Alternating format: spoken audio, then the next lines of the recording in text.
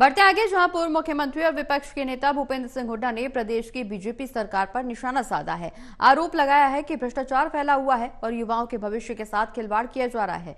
हरियाणा में आज निकम्मी, नाकारा, नाकाम और यूटर्न की सरकार चल रही है। लोकसभा में करारी हार के बाद से ये सरकार कोई काम करने की बजाय सिर्फ अपने ही फैसलों से यूटर्न मारने में लगी हुई है। ऐसे में बीजेपी को जवाब देना चाहिए कि उसके मौजूदा फैसले सही थे या अभी लिए जा रहे फैसले सही हैं।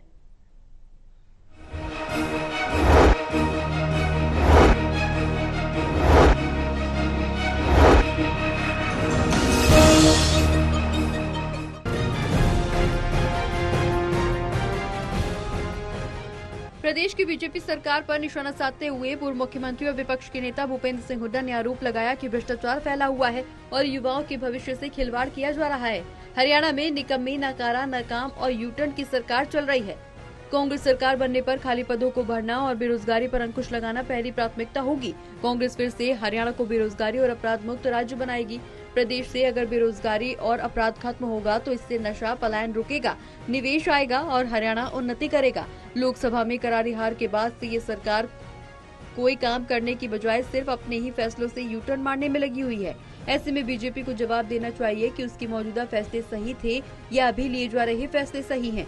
10 साल एक के बाद एक जन विरोधी नीतियां बनाने वाली बीजेपी अब चुनाव में हार सामने देखकर घोषणाएं करने में लगी है, लेकिन उसे नए वादे करने से पहले अपनी पुरानी चुनावी घोषणाओं का हिसाब भी देना चाहिए। वहीं सरकार पर सवाल उठाते हुए हुड्डा ने कहा कि बीजेपी की तरफ से 2014 में किसानों को दी गई एमएसपी की गारंटी को पूरा क्यों नहीं किया गया।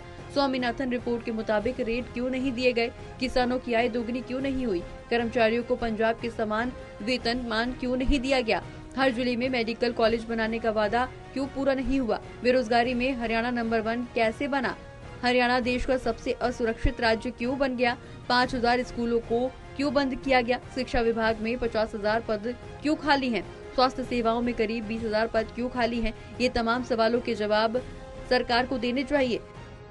इन्होंने एमएसपी गारंटी की बात कही थी, शुरू में स्वामीनाथन के C2 फार्मूले की बात कही थी, किसान की इनकम 2022 तक दुगनी करने की बात कही थी और आपका पंजाब के समान वेतनमान की बात कही थी। इन्होंने हर जिले में मेडिकल कॉलेज बनाने की बात कही थी। कानून व्यवस्था का कह रहे थे हम बहुत अच्छा कानून व्यवस्था देंगे, वो देखा। अब इन्होंने शिक्षा में 5,000 के करीब स्कूल बंद कर दिए और स्वास्थ्य में 20,000 पोस्ट खाली पड़ी हैं। कोई भी डिपार्टमेंट आप लो। वहीं हुड्डा ने आरोप लगाया कि 10 साल में बीजेपी ने प्रदेश में कुनीतियों और भ्रष्टाचार का अंबार लगा दिया है। इस सरकार ने प्रदेश में हजारों करोड़ के दर्जनों घोटाले किए। कई घोटालों को तो खुद सरकार ने माना और जांच की बात भी कही, लेकिन आज तक किसी भी घोटाले की जांच नहीं की गई। इससे स्पष्ट है कि बीजेपी का चरित्र अभी भी वही है जो बदलने वाला नहीं है। इसलिए इस सरकार ने बिजली पर 47 पैसे प्रति यूनिट अतिरिक्त सरचार्ज को जारी रखने का फैसला लिया है। पूरे कार्यकाल में इस सरकार ने कोई नया पावर प्लांट स्थापित नहीं किया और 1 यूनिट बिजली नहीं बनाई गई, जबकि कांग्रेस सरकार ने 4 पावर प्लांट और 1 न्यूक्लियर प्लांट प्रदेश में स्थापित किए थे। हालांकि अब देखना ये होगा कि विपक्ष के नेता भूपेंद्र सिंह हुड्डा द्वारा लगाए गए आरोपों का बीजेपी क्या जवाब देती है। Anil Kumar, total news, Chandigarh.